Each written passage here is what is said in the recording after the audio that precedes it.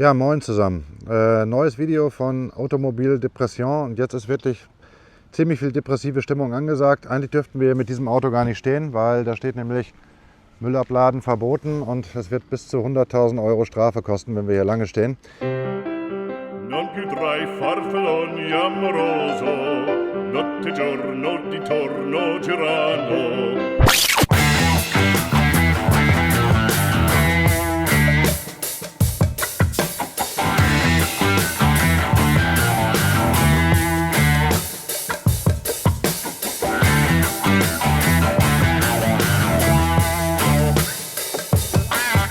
Es ist ein Lancia Fedra, ein sogenanntes Derivat der sogenannten Eurovans, also der zweiten Generation. Der Lancia war kaum zu glauben das edelste aus dieser Baureihe.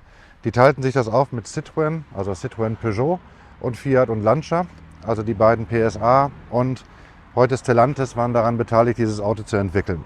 Und warum wir euch dieses Auto jetzt zeigen, dazu gibt es mehrere Gründe. Der eine Grund ist, es ist eigentlich ein durchaus praktisches Auto, sehr preiswert zu bekommen, wesentlich preiswerter als beispielsweise ein VW-Bus T4, T3 oder so, natürlich auch T5 und hat im Prinzip ähnlich viel Platz und ähnlich viel Variationsmöglichkeit, nur es ist wesentlich edler, wenn denn alles funktioniert.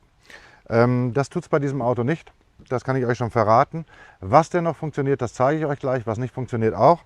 Und ob es sich lohnt, ein solches Auto für 1.000, 2.000 Euro zu kaufen und da wieder neuen TÜV drauf zu machen, naja, das muss sich jeder für sich selbst entscheiden. Wir können euch da so ein paar Ratschläge geben.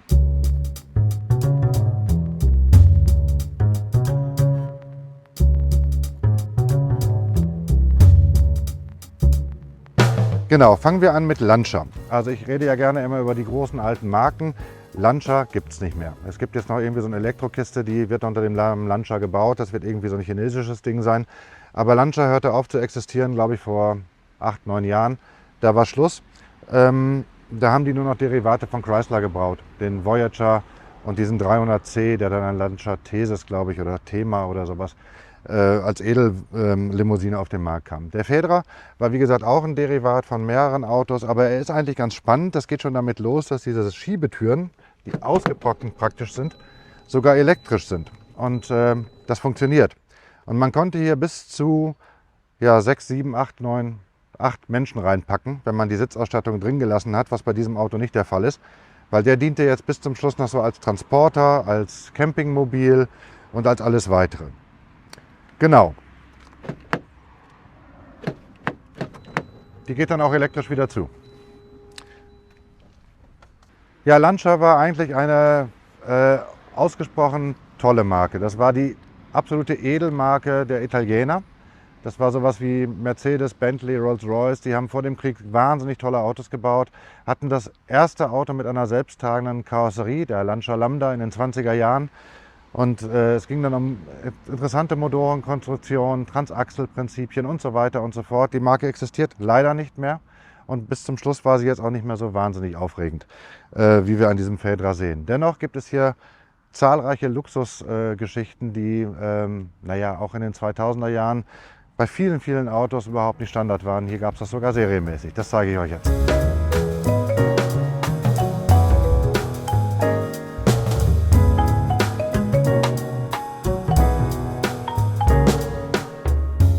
Also wir haben das Auto für euch jetzt mal nicht aufgeräumt. Aber dennoch kommt hier noch so ein leichter Hauch von Luxus, auch wenn vieles schon kaputt ist. Also es gab hier so Alcantara, es gab hier so Holzimitat, es gab relativ gut gemachte Kunststoffe, die auch gepolstert sind. Es gibt hier so ein ganz interessantes Display, so ein Mitteldisplay mit den Standardinformationen, Drehzahl, Geschwindigkeit.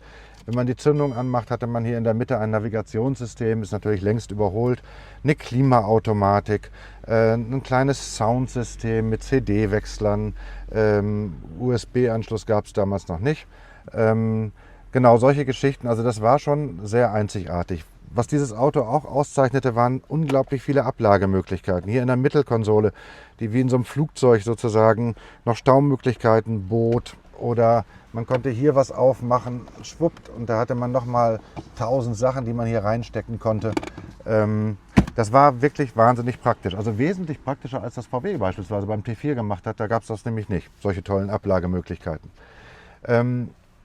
Wie gesagt, Navigation funktioniert nicht mehr, Radio funktioniert nicht mehr. Und das ist halt das Traurige an diesen Autos, dass die halt nicht gepflegt wurden. Die wurden halt relativ schnell wertlos, also die hatten nie eine große Preisstabilität und deswegen wurden sie dann auch nicht mehr gepflegt und wurden dann halt zu Arbeitsautos umfunktioniert und wenn sie dann halt kaputt waren, wurden sie weggeschmissen oder für einen Tausender verkauft.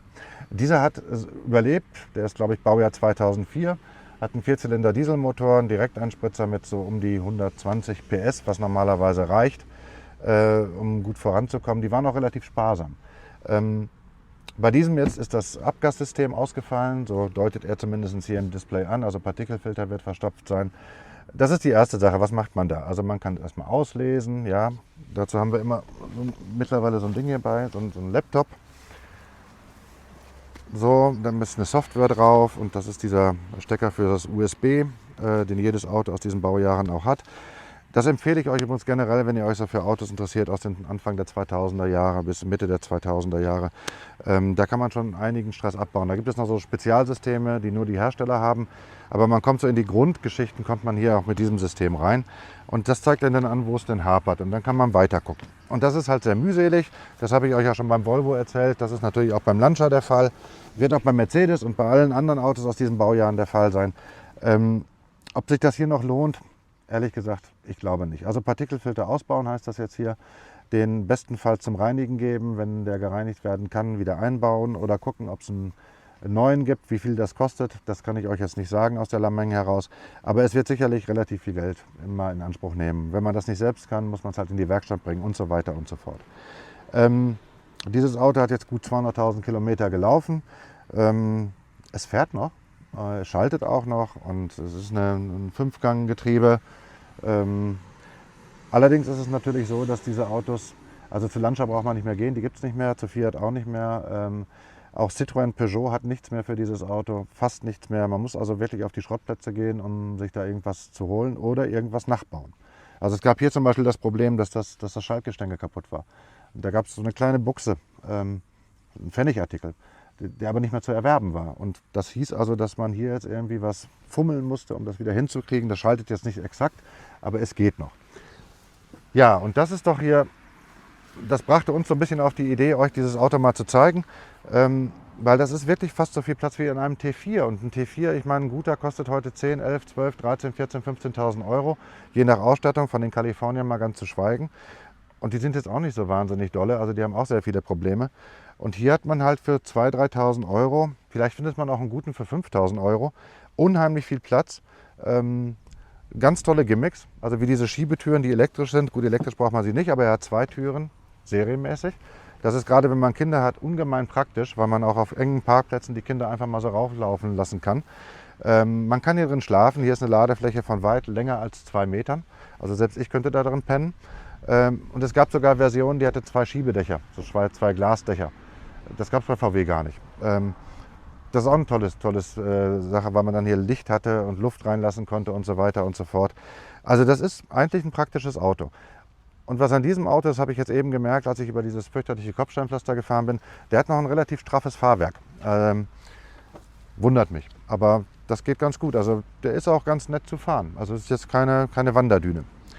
Genau, diese Minivans, die waren halt so in den 2000, Anfang der 2000er Jahren unglaublich populär. Fast jeder Hersteller hatte sowas. Ganz bekannt war natürlich der Chrysler Voyager, der wurde dann später von Lancia auch übernommen. Oder der Renault Espace, der letzte Espace, ein tolles Auto.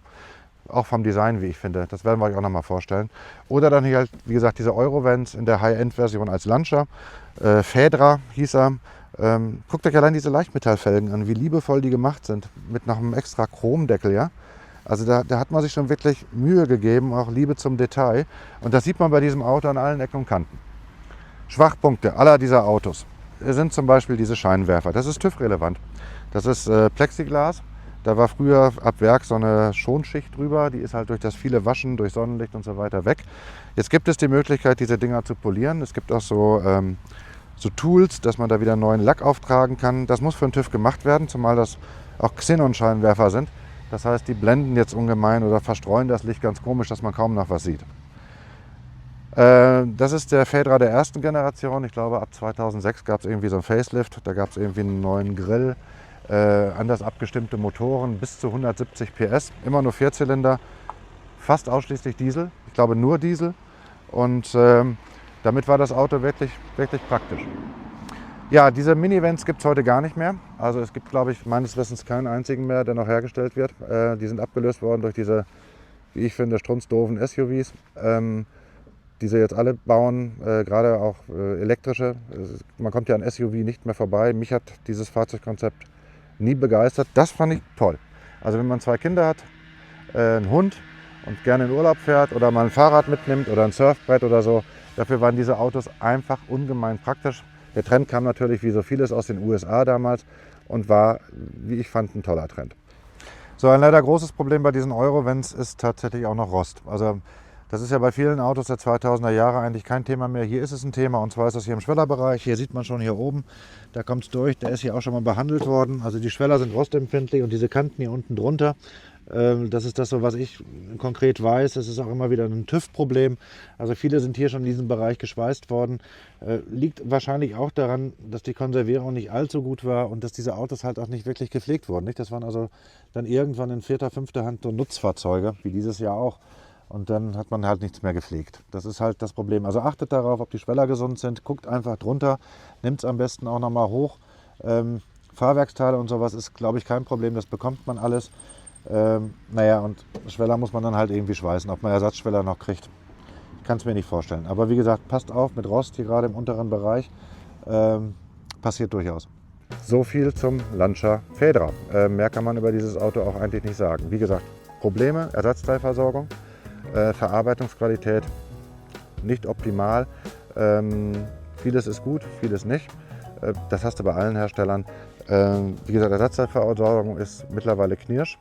Es werden auch nicht viele angeboten. Also es ist sowas, was ich schon mal sagte, wir stellen euch gerne Exoten vor. Exoten, die nur 2000 € kosten. Und die sind dann so exotisch, dass ihr da richtig viel Geld reinstecken könnt, wenn ihr wollt. Wie gesagt, versucht es. Es lohnt sich allemal, weil man hat hier viel Auto für ganz, ganz wenig Geld mit sehr, sehr viel Luxus. Genau, und jetzt fahren wir das Auto nochmal und erzählen euch nochmal kurz, wie es sich denn so fährt.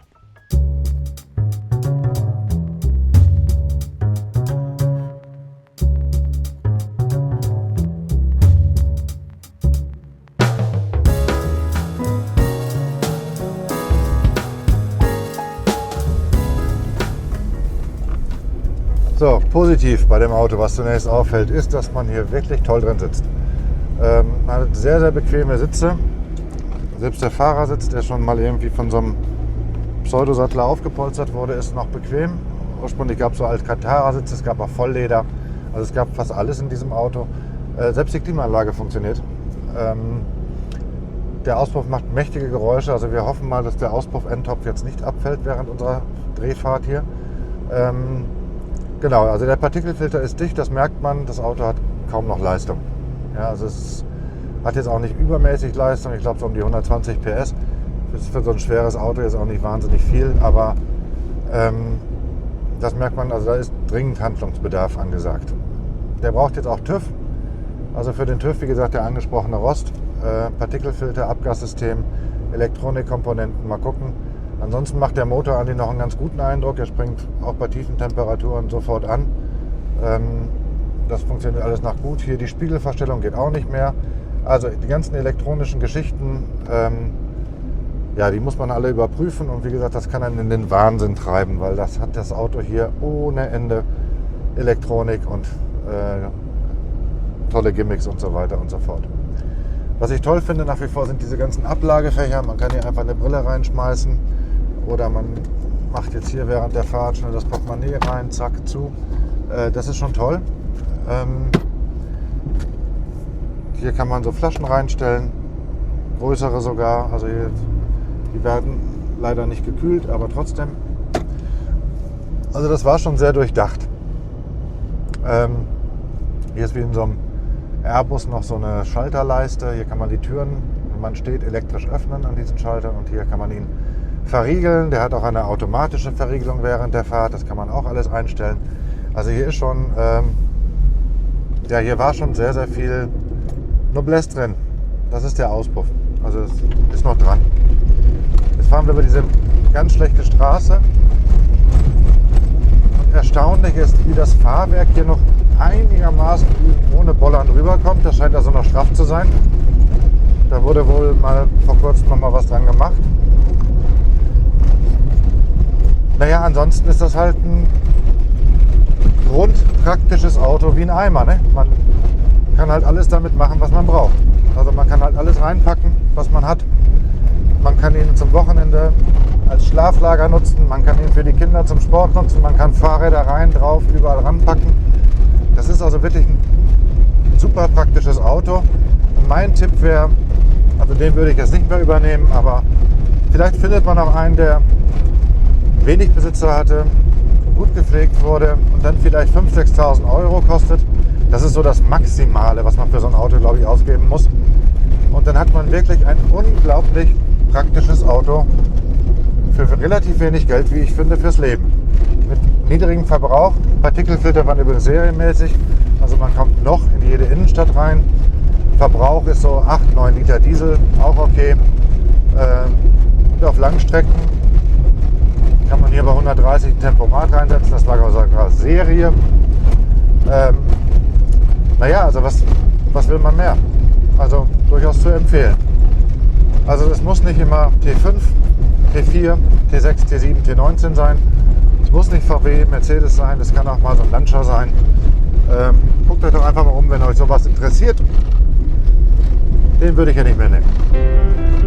Non più tra i farfalloni amoroso, notte e giorno di torno girano, delle belle turbando al riposo, Narcisetto Adolcino d'amor. Delle belle turbando al riposo, Narcisetto Adolcino d'amor.